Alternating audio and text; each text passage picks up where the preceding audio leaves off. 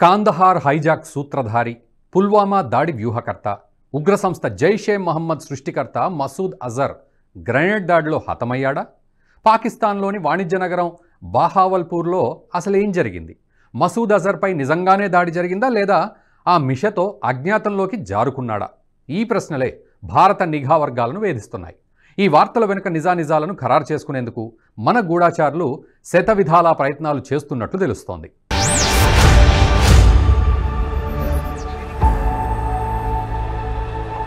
పాకిస్తాన్లోని అనేక నగరాలు, పట్టణాల్లోని రహస్య స్థావరాల్లో తలదాచుకున్న మోస్ట్ వాంటెడ్ ఉగ్రవాదులు దాదాపు 20 మంది గుర్తు తెలియని వ్యక్తుల చేతిలో హతం కావడం, కనిపించకుండా పోతున్న నేపథ్యం మసూద్ అజర్పై దాడి వార్తలు సంచలనం సృష్టిస్తున్నాయి.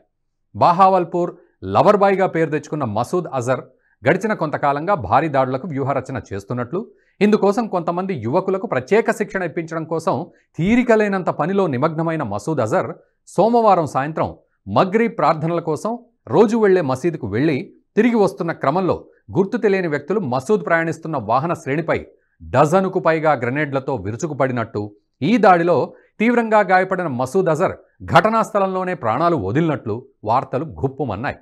ఈ దాడిలో మసూద్ అజర్తో పాటు అతడికి రక్షణగా ఉన్న వ్యక్తులు సైతం తీవ్రంగా గాయపడి ఆసుపత్రికి తరలిస్తున్న క్రమంలో మరణించినట్లు తెలుస్తోంది. అయితే ఈ వార్తలను పాక్ మీడియా ధృవీకరించలేదు. మసూద్ అజర్ను ఐక్యరాజ్య సమితి గతంలోనే అంతర్జాతీయ ఉగ్రవాదిగా ప్రకటించేసింది. మసూద్ అజర్ పాక్లోనే ఉంటున్నా పాకిస్తాన్ మాత్రం ఒప్పుకోవడం లేదు. ఈ నేపథ్యంలో ఒకవేళ మసూద్ మరణించినా దానిపై పాక్ నుంచి అధికారిక ప్రకటన వచ్చే అవకాశమే లేదు. పాకిస్తాన్లో గత కొన్ని నెలలుగా గుర్తు తెలియని వ్యక్తుల చేతుల్లో ఉగ్రవాదులు హతమవుతున్న ఘటనలు చోటు చేసుకుంటున్నాయి. దీంతో మసూద్ మృతి వార్తకు ప్రాధాన్యం సంతరించుకుంది. 2001 పార్లమెంటుపై దాడి ఘటనకు సంబంధించిన కేసుల్లో అజర్ను భారత్ వాంటెడ్గా ప్రకటించింది. 99లో నేపాల్ నుంచి భారత్కు బయలుదేరిన ఇండియన్ ఎయిర్లైన్స్ విమానాన్ని ఉగ్రవాదులు హైజాక్ చేసి ఆఫ్ఘనిస్తాన్లోని కాందహార్కు తీసుకెళ్లారు. హైజాకర్ల డిమాండ్ మేరకు జైళ్లలో ఉన్న అజర్ సహా 3 కరడుగట్టిన ఉగ్రవాదులను భారత ప్రభుత్వం విడిచిపెట్టింది. విమాన ప్రయాణికుల్లో ఒకరిని పొడిచి చంపిన ఉగ్రవాదులు మరికొందరిని గాయపరిచారు. వారం పాటు కొనసాగిన తీవ్ర ఉత్కంఠ అనంతరం అందులోని 176 మందిని ఉగ్రవాదులు సురక్షితంగా విడిచిపెట్టారు. 2001లో పార్లమెంటుపై ఉగ్రదాడికి పాల్పడ్డాడు. అంతేకాకుండా 2008లో ముంబైలో జరిగిన బాంబు పేలుళ్లలోనూ మసూద్ అజర్ ప్రమేయం ఉంది. అలాగే 2019 జమ్మూ కాశ్మీర్ పుల్వామాలో సైనికుల కాన్వాయ్పై జరిగిన ఉగ్రదాడి వెనక మసూద్ మాస్టర్ మైండ్ ఉందన్న ఆరోపణలు ఉన్నాయి. పుల్వామా ఘటనలో 40 మంది జవాన్లు ప్రాణాలు కోల్పోయారు. ఈ ఘటన తర్వాత ఐక్యరాజ్య సమితి మసూద్ అజర్ను అంతర్జాతీయ ఉగ్రవాదిగా ప్రకటించింది. అయితే గతేడాది నవంబర్లో తన అనుచరుడు మౌలానా రహీముల్లా తారిక్ను గుర్తు తెలియని వ్యక్తులు హత్య చేసిన తర్వాత మసూద్ అజర్ పూర్తి జాగ్రత్తలతో సంచరిస్తున్నట్లు సమాచారం. గతేడాది ఫిబ్రవరి నుంచి 16 మంది మోస్ట్ వాంటెడ్ ఉగ్రవాదులు గుర్తు తెలియని వ్యక్తుల చేతిలో పాకిస్తాన్ గడ్డపైనే హతమయ్యారు. 2 ఏళ్లలో 18 మంది టెర్రరిస్టులు హత్యకు గురయ్యారు. లష్కరే తోయిబా, జైషే మహమ్మద్, హిజ్బుల్ ముజాహిదీన్ వంటి ఉగ్ర సంస్థలకు చెందిన ఉగ్రవాదులు చనిపోయిన వారిలో ఉన్నారు. అయితే భారత ప్రభుత్వమే పాకిస్తాన్లో ఉగ్రవాదుల్ని హతమారుస్తోందని దాయాది దేశం ఆరోపిస్తోంది. ఈ టార్గెటెడ్ కిల్లింగ్స్లో రా హస్తం ఉన్నట్లు పాక్ అనుమానిస్తోంది. అయితే ఎలాంటి ఆధారాలు లేకపోవడంతో ఈ ఆరోపణలకు విలువ లేకుండా పోయింది.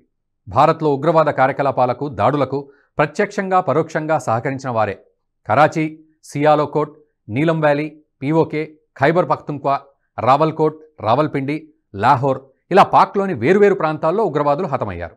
మోటార్ సైకిల్పై 2 వ్యక్తులు రావడం, వెంటనే ఉగ్రవాదిని కాల్చేసి అక్కడి నుంచి పరారవ్వడం జరుగుతోంది.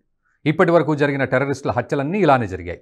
అయితే ఈ కేసుల్లో ఇప్పటి వరకు పాక్ పోలీసులకు ఒక్క ఆధారం లభించలేదు. కాందహార్ హైజాక్ ఎలా జరిగింది?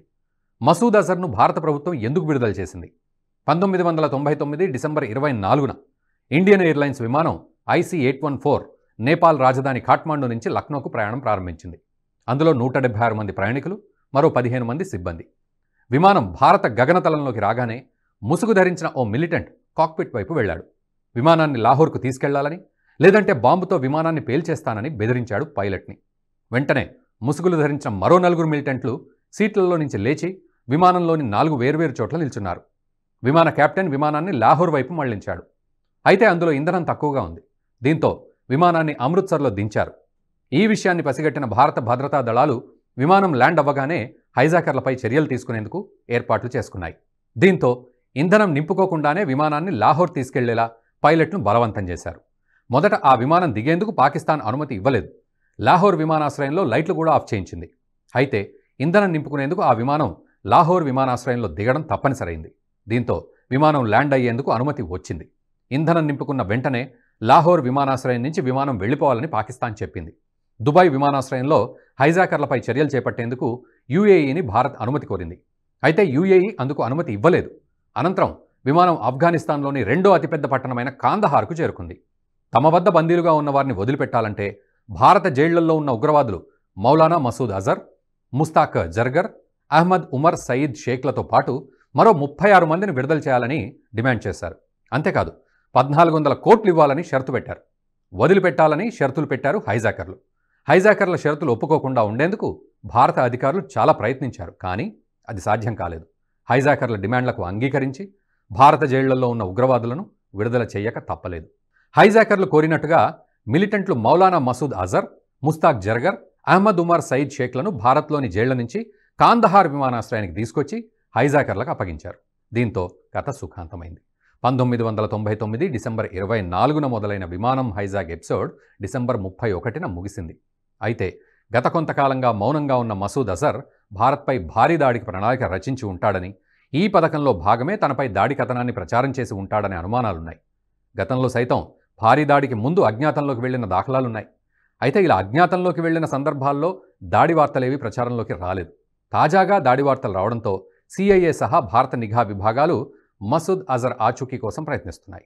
మసూద్ అజర్పై నిజంగానే దాడి జరిగిందా లేదా కేవలం ప్రచారం మాత్రమేనా అనే విషయాన్ని ధృవీకరించుకునే పనిలో ఉన్నాయి. మరోవైపు బ్రిటన్ కూడా అలర్ట్ అయింది. ఉగ్రవాదాన్ని బ్రిటన్కు విస్తరించిన మసూద్ అజర్ అక్కడ కూడా ఉగ్ర కార్యకలాపాలు మొదలుపెట్టాడు. యూనివర్సిటీల్లో గెస్ట్ లెక్చర్స్ ఇవ్వడం కోసం బ్రిటన్లోని పలు విద్యా సంస్థలతో సంబంధాలు పెట్టుకున్న మసూద్ తర్వాత కాలంలో ఉగ్రవాదులను తయారు చేశాడు. మసూద్ అజర్ దాడి వార్తలతో బ్రిటన్కు చెందిన సీక్రెట్ ఇంటెలిజెన్స్ సర్వీస్ MI6 కూడా ఈ వార్తల్లోని వాస్తవాలు తెలుసుకునేందుకు ప్రయత్నాలు ముమ్మరం చేసింది. ఇప్పుడు జాతీయవాద జర్నలిజానికి అసలైన వేదిక నేషనలిస్ట్ హబ్ ని సబ్స్క్రైబ్ చేసుకోండి. నోటిఫికేషన్స్ కోసం బెల్ ఐకాన్ పై క్లిక్ చేయండి.